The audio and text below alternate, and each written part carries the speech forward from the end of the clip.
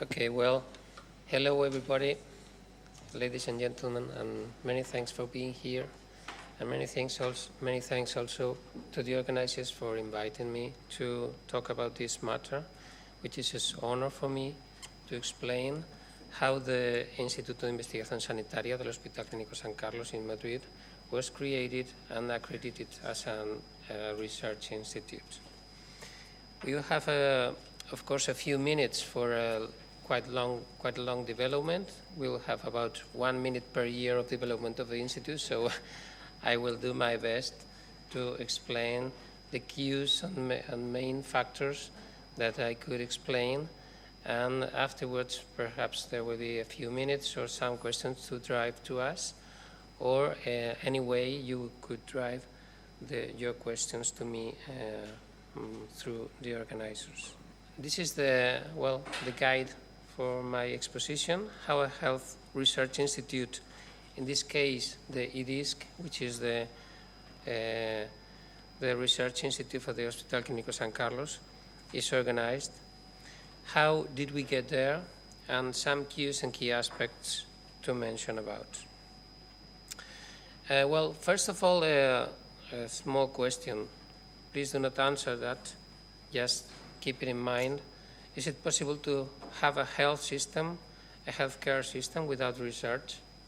Please keep it in mind, and we'll talk about that.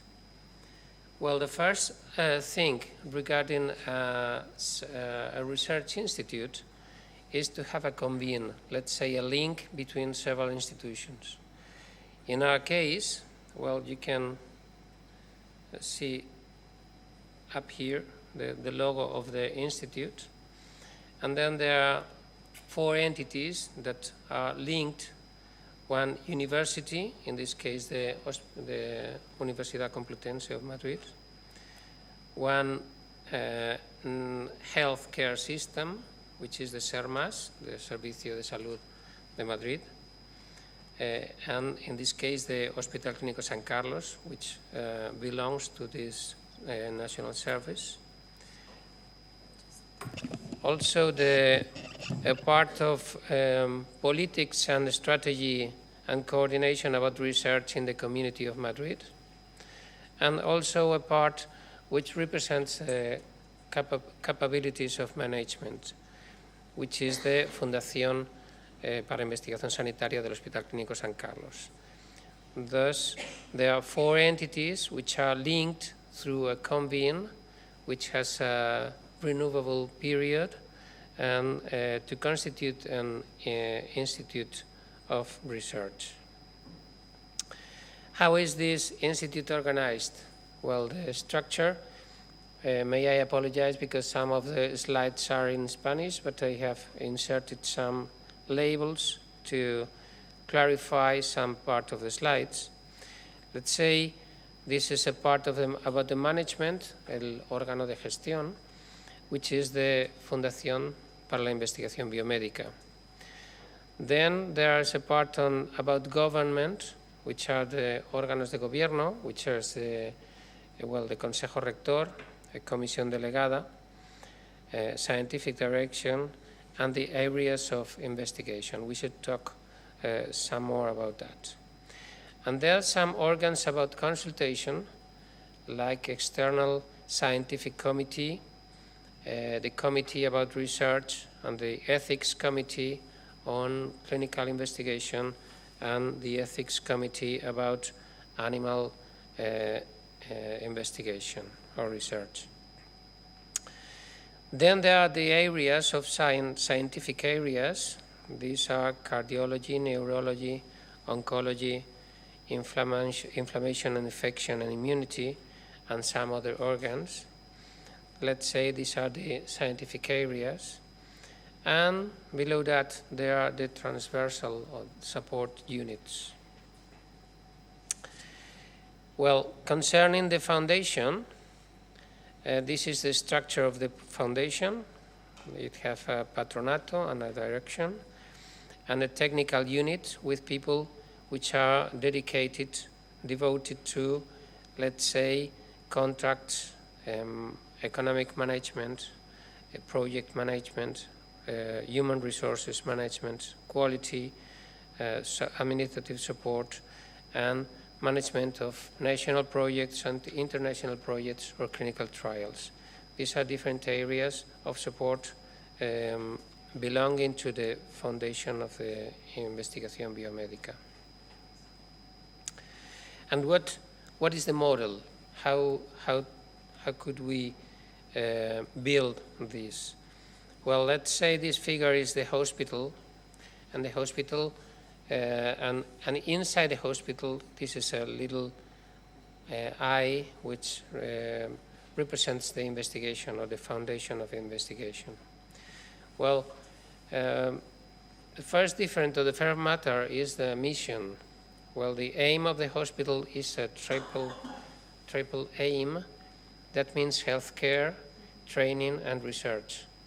So the healthcare system has this triple mission. But the foundation of investigation, biomedical investigation, has only one mission, which is research. Concerning the management characteristics, the hospital in Spain, the public hospitals in Spain, are not legal entities. The legal entity corresponds to the organization, to the healthcare system or healthcare service, in this case in Madrid.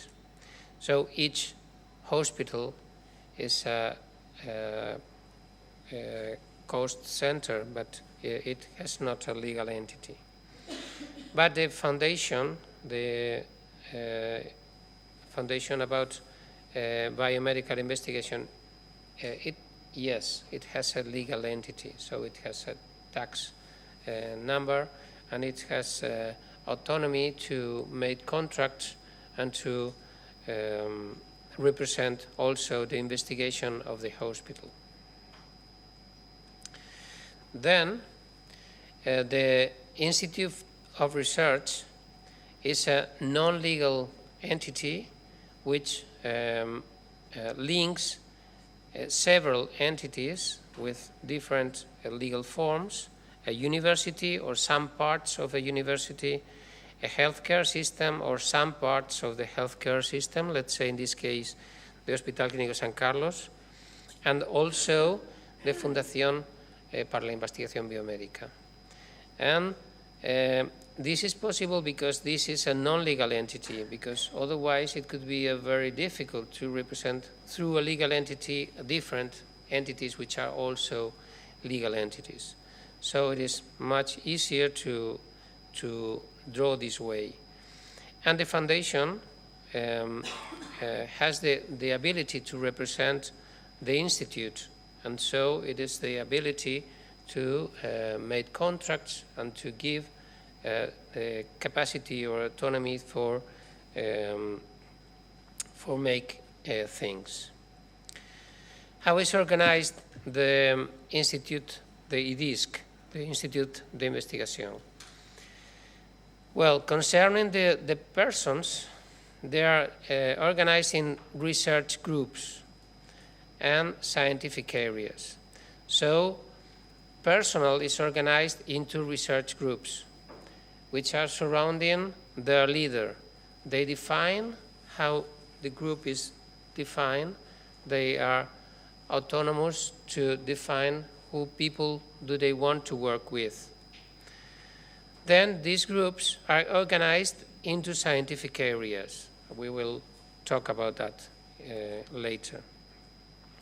We have also defined some support units to help everyone. There is a coordination between the areas, and there is a council and scientific direction for the areas. Then this is the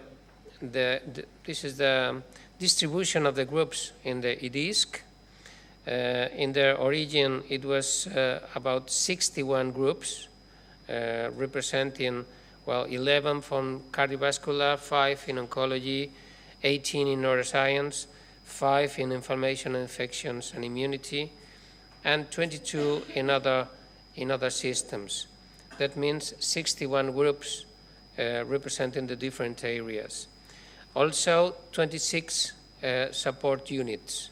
This was in the origin in about 2011 when the link was signed. Nowadays, there are about 68 groups defined in the IdISSC.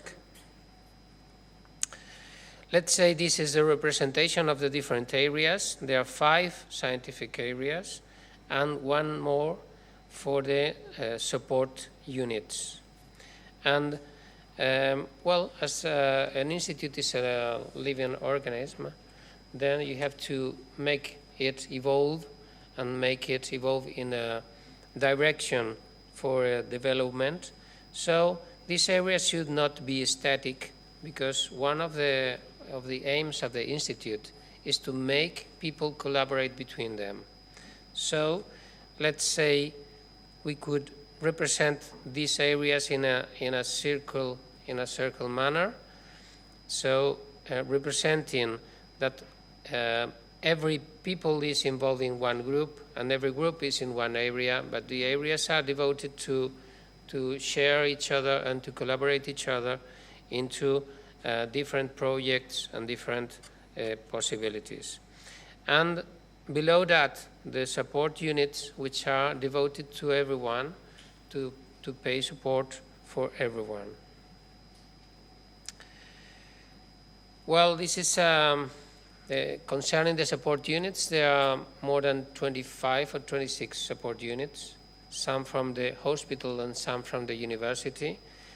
Some examples could be the Unidad de Medicina Experimental, another one, the Laboratory of Cytometry, another one, the support, methodologic support and epidemiology.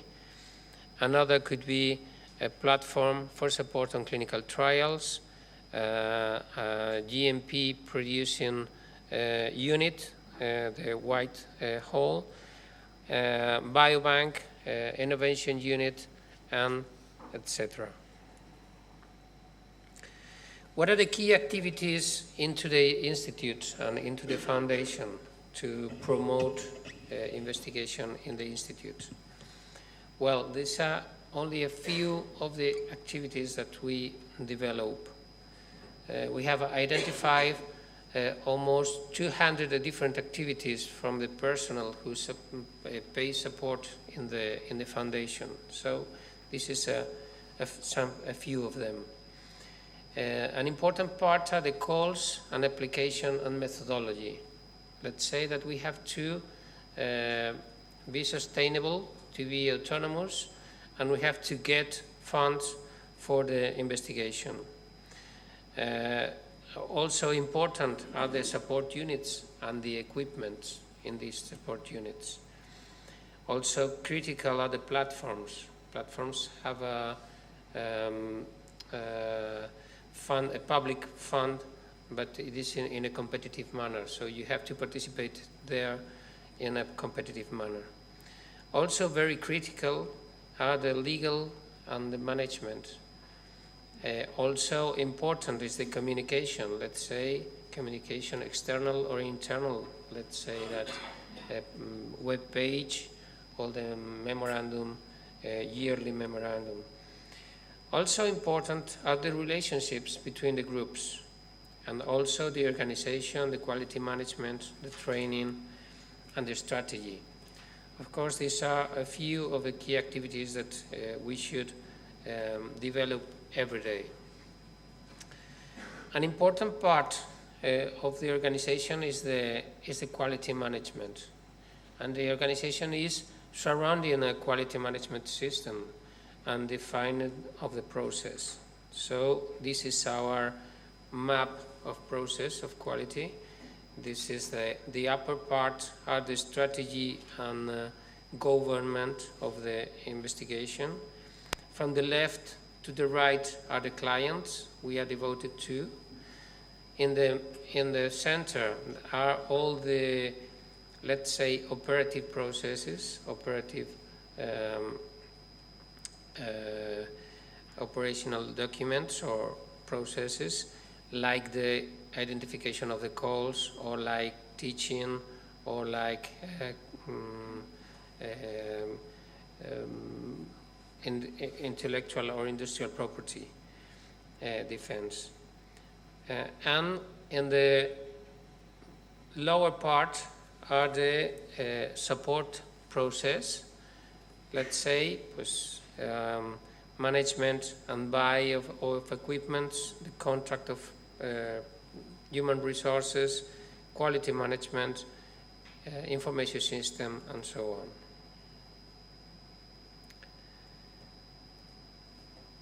Well, these are some of the support units that participate in the Institute. These are the contacts and the names of some of the units. These are some of the units. And this is a scheme of or pathway of what we say the life of a project of clinical investigation. When you have an idea, when a researcher has an idea, and there are different parts, there are different moments in the life of a project until it is able to be funded and to be developed, and also the results are diffused. Firstly, about the sustainability and design, then the regulatory matters, then the administrative management, then the development of the investigation, then the analysis and close-up of the project, and then the diffusion of results. And these are below mentioned the units, the supporting units that are involved in every part of this pathway, and all of them belonging to the Institute and to the Foundation. Well, I have said that the communication is an important matter. Then if you like, you could find in this web page the information about our institute, about the IdISSC, and you can find there the memorandum, the organization, the composition, the names of the researchers, also the groups, and some important activities. Concerning the economics, what are the economic activity?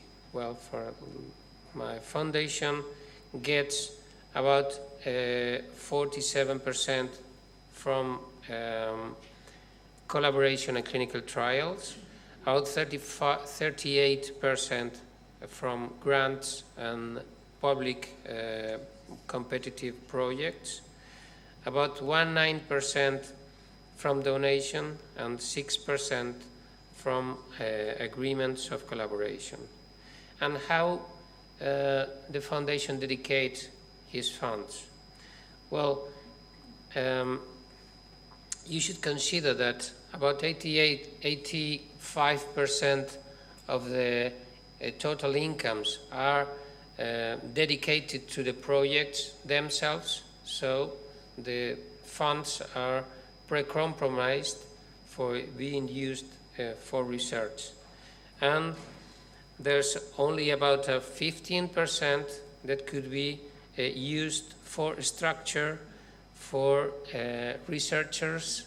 Let's say that we have some human resources, some researchers, full-time researchers that are contracted by the foundation, also to maintain the equipment, to maintain the supporting units and the technical units, and some other expenses for the functioning or the plan of the action plan. Some figures about the IdISSC. Well, this is the evolution of the personnel which is involved in the investigation in IdISSC. This is nowadays more than 1,000 people involved in clinical research. Let's say that means people from the university, people from the hospital, and people from the foundation of investigation. Below, we could find the evolution of the personnel which is contracted by the Foundation of Investigation. This, well, nowadays we have about 250 people contract by the foundation, which is people paying support or research or technical support or nurseries or data management or whatever about the investigation. Some of the figures: the number of calls we have been diffused per year. About 700 calls are diffused per year or through the foundation of research. This is needed to compose about 200 new applications of projects per year, of which we get about 40 new competitive projects per year. And we have nowadays 13 active international projects in 2018. Well, the figures in 2018 are not closed, so some of them could be not reliable yet. And what are the figures about results? Well, this is the evolution about the Institute since 2012. We get about 700 papers per year. This is the impact factor per year. We get about 3,500 impact factor, cumulated impact factor per year. And this is the evolution of the citations from these papers. Well, if we here look with quite a long perspective, since 1994, this was the evolution in number of papers and the accumulated impact factor. And I have composed the results from these different periods. And of course, this is a long time, but it is suitable to see the evolution. So in the squares is the impact factor, and in this other figure, in this other lighter color, are the number of publications. So what is very important to remark is the difference in the impact factor. It is not that much the evolution in the number of papers, but which is critical is the increase in the impact factor and the number of papers which are in the first quarter of publication. Concerning the economics, this is this is the evolution of the total income which have been got by the foundation, surrounding the 8 million per year and reaching about 10 million per year. These are some of the certifications and accreditations from the Institute of Health Research. So first of all, the accreditation as an Institute of Health Research by the Instituto de Salud Carlos III and the Ministerio de Sanidad.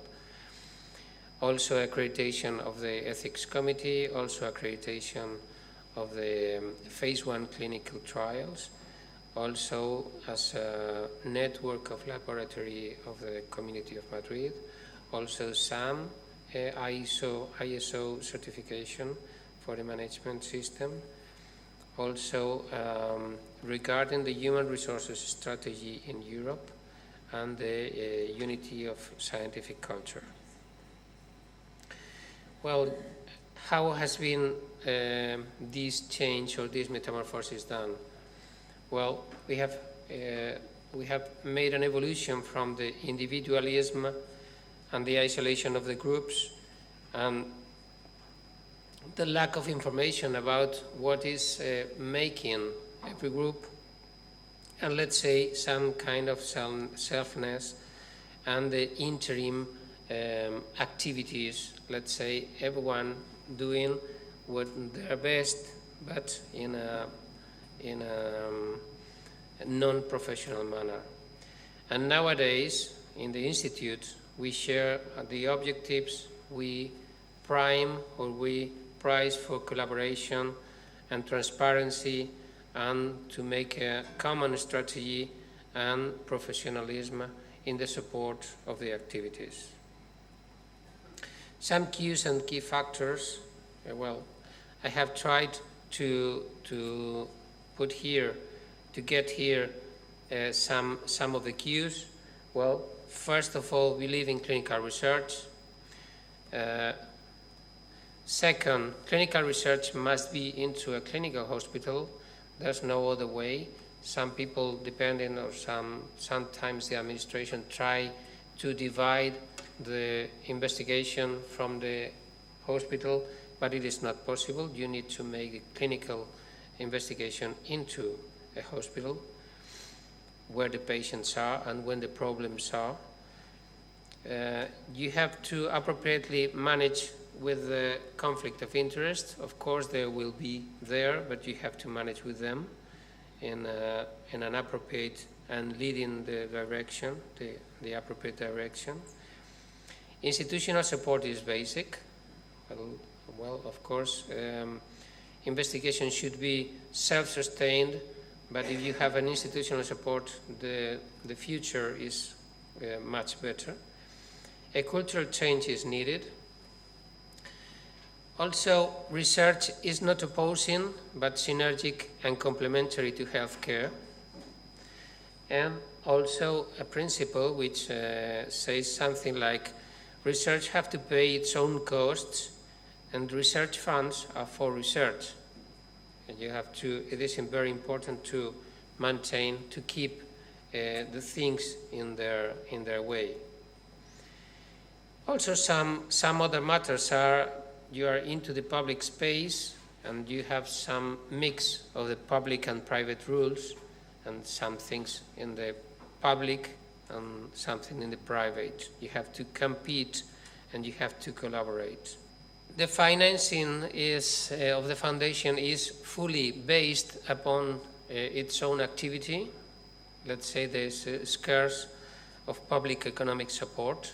There is no subvention, there's no budget, no public budget. The foundation sustains upon its own activity. Public support is very important for basic structure and would enhance results. A management system should be apart from the hospital's one. Also, transparency is not an option, it is mandatory, and the laws and rules are not optional, so they are mandatory and you have to comply with them and to be fully committed to your aim. Well, these are some other questions that you could keep in mind in case have your centers manage or be able to manage with research files and investigational archive, with personal data protection on research, with the processes of public tendering. Have you managed to offer research services? Or have you solved how to sponsor academic clinical trials? Also to solve the open access publication, also to finance clinical research, and also how to apply strategy and politics on research. These should be all questions to keep in mind. And again, we come again to the question in the beginning. Is it possible to improve without research? And is it possible to have an excellent healthcare system without research? Please try to solve these questions, to answer these questions, and then we keep talking. And then the final question is to stay or go ahead. This is a picture from Sinas burning here in Lisbon, and this is Vasco da Gama, who probably had to ask himself if go ahead or not. And well, many thanks for your attention.